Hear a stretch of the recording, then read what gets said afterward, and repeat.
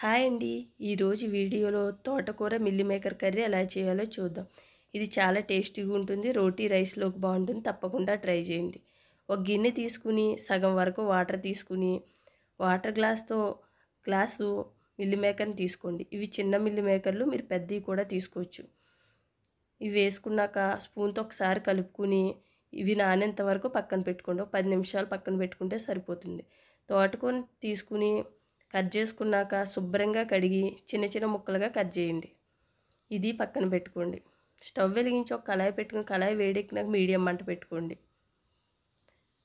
4 స్పూన్లు ఆయిల్ వేసుకుని 2 పచ్చిమిర్చి, 2 మీడియం సైజు ఉల్లిపాయలు చిన్న చిన్న ముక్కలుగా కట్ చేసి వేసుకుని ఒకసారి కలుపుకుని మూత పెట్టి ఉల్లిపాయలు మగ్గించుకోండి. ఇలా ఉల్లిపాయలు మగ్గినాక స్పూన్ అల్లం వెల్లిపాయ పేస్ట్ వేసుకుని మళ్ళీ కలిపి మూత పెట్టి మగ్గనివ్వండి. ఉల్లిపాయలు బాగా మగ్గినాక ముందుగా కట్ చేసి పెట్టుకుని తోటకూరని ఇందులో వేసుకుని బాగా కలుపుకోండి. తోటకూర వేగేంత వరకు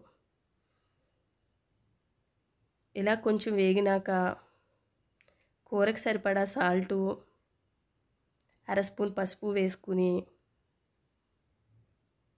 ఒకసారి కలుపుకోండి.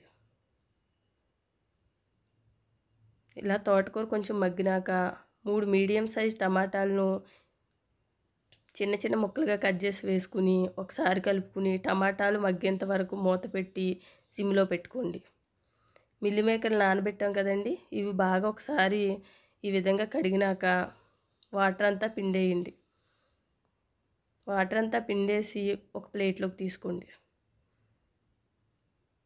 ఈ విధంగా ఇప్పుడు మూత తీసి టమాటాలు మగ్గినాయి కదా, ఈ మిల్ మేకర్ని కూడా ఇందులో వేసేసుకోండి. ఒకసారి కలుపుకున్నాక మూత పెట్టి మగ్గించుకోండి. ఒక 10 నిమిషాల వరకు ఇలా మగ్గినాక మూత తీసి 1 స్పూన్ కారం వేసుకోండి. మీరు ఎక్కువ కారం తినే వాళ్ళమైతే కొంచెం కారం వేసుకోవచ్చు. టీ స్పూన్తో ధనియాలు జీలకర్ర పొడి వేసుకుని ఒకసారి కలుపుకున్నాక వాటర్ గ్లాస్ వరకు వాటర్ వేసుకోండి. వేసుకుని బాగా కలుపుకుని మీడియం మంటలో మూత పెట్టి ఉడికించుకోండి. వాటర్ అంతా ఇంకిపోయే వరకు. ఇలా రెడీ అవుతుంది. అంతేనండి, తోటకూర మిల్ మేకర్ కూర రెడీ అయ్యింది. ఇది చాలా టేస్టీగా ఉంటుంది. తప్పకుండా ట్రై చేయండి. ఈ వీడియో మీకు నచ్చినట్లయితే లైక్, సబ్స్క్రైబ్ చేసుకోండి. Thank you for watching. Bye bye.